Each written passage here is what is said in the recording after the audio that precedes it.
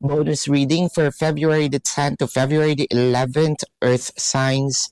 We have the Temperance, the Ten of Cups, and the Fool card. Maganda siya kasi parang opening of a new experience, o opening of a new chapter. Meron dito mag-a-attempt, no, to level the connection into yung parang top it up a notch. Yung nga ba yun? O parang putting the connection into another level of commitment.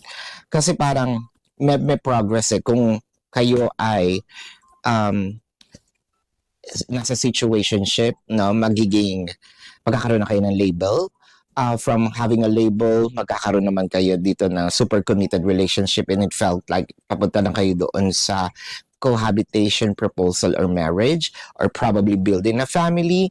Doon sa mga nag-expect ng to bear a child, no, I am seeing here that this is the day for you to be successful trying. And then kung hindi naman at ayaw nyo, then you know what to do, no? Do whatever methods, no, na tinuturo naman sa atin, whether that is natural or using contraceptives. Do what you like to do. This is your quick reading for February, bonus reading for February the 10th to 11th, Earth signs. My name is Daphne, but spirit calls me bye bye.